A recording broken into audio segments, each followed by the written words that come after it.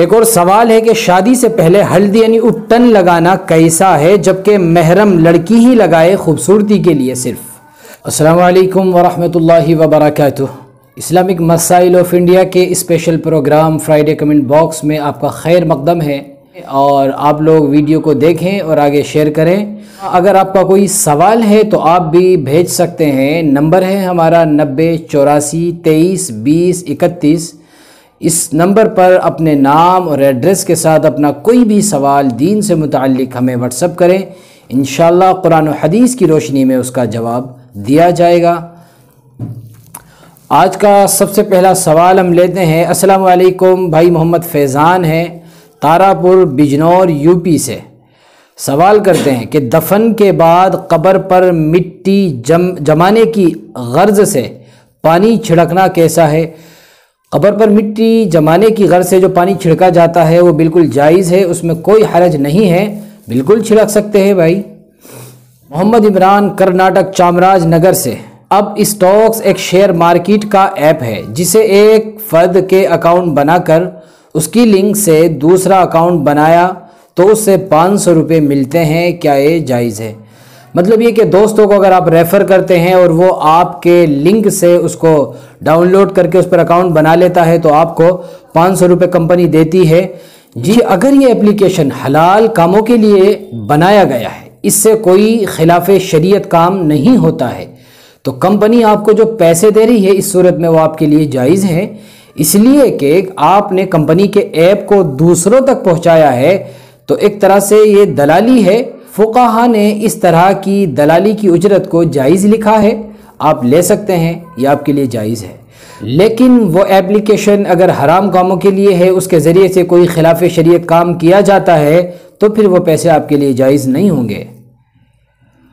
دوسرا سوال انہی بھائی کا ہے کہ پاسپورٹ حرام پیسوں سے بنوایا ہے، پھر حلال پیسوں سے حج اور عمرہ کیا تو وہ قابل قبول ہوگا یا نہیں؟ دیکھیے بھائی، بڑے سوچنے اور غور کرنے کی بات ہے۔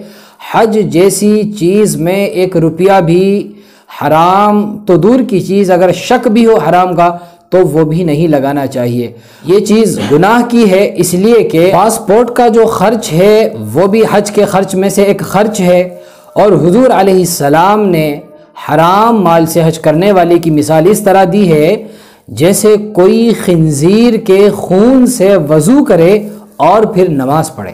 آپ اندازہ لگا سکتے ہیں کہ خنزیر کے خون سے وضو کر کے نماز پڑھنا کس قدر سخت گناہ ہے، اور ایسی نمازوں کا کیا کیا جائے گا آپ اندازہ لگا سکتے ہیں حضور علیہ السلام کی اس مثال سے کہ کتنا بچنے کی ضرورت ہے۔ تیسرا سوال بھائی کا ہے، کیا حرام کے پیسوں سے قرض ادا ہو جاتا ہے؟ جی قرض تو ادا ہو جائے گا، لیکن چونکہ آپ کے پیسے حرام ہیں تو ظاہر ہے آپ کو ان حرام پیسوں کا گناہ ملے گا۔ اللہ تعالیٰ کبھی بھی پکڑ کر سکتا ہے، آخرت کا گناہ الگ ہے اور دنیا کے نقصانات اور دنیا کے وبال الگ ہیں۔ مولانا نفیس رئیسی صاحب سوال کرتے ہیں، مفتی صاحب شادی کے موقع پر لوگ شعراء کرام سے سحرے کے نام پر منظوم کلام بنوا لیتے ہیں، نظم کی شکل میں کلام یا نظم وغیرہ بنوا لیتے ہیں اور پڑھواتے ہیں، شریعت میں اس کی کہاں تک اجازت ہے؟ مولانا نفیس صاحب دارالعلوم نے بھی یہی فتویٰ لکھا ہے کہ ان اشعار کا مقصد تعریف کرنا اور پیسے حاصل کرنا ہوتا ہے، لہٰذا یہ ایک رسم ہے اور رسم سے بچنا ہمارے لیے ضروری ہے، ہر مسلمان کے لیے ضروری ہے، اس سے بچا جائے، بچنا چاہیے۔ ایک بھائی ہے کمنٹ کر کے معلوم کرتے ہیں کہ 3 مہینے کی بچی کو کتنا کپڑا ضروری ہے کفن کے لیے؟ دیکھیے جو بڑی عورت کا کپڑے ہوتے ہیں یعنی 5 کپڑے، اتنے ہی کپڑے چھوٹی بچی کے لیے بھی لگیں گے۔ ایک اور سوال ہے کہ شادی سے پہلے ہلدی یعنی اٹن لگانا کیسا ہے جبکہ محرم لڑکی ہی لگائے خوبصورتی کے لیے صرف؟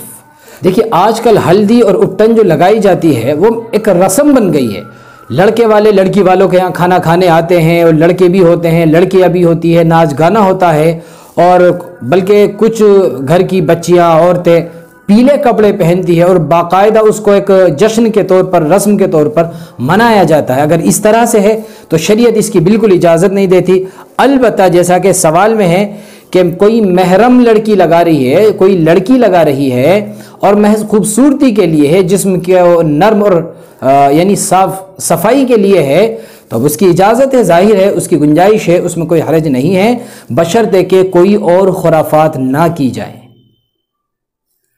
تو دوستو یہ آج کے کچھ سوال تھے جن کے جوابات آپ کے سامنے دیے گئے ہیں۔ اگر آپ کا کوئی سوال ہے تو نمبر پھر سے بتا دیتے ہیں، 9084 23 20 31۔ اپنا کوئی بھی سوال دین سے متعلق ہمیں واٹس اپ کریں، انشاءاللہ قرآن و حدیث کی روشنی میں اس کا جواب دیا جائے گا۔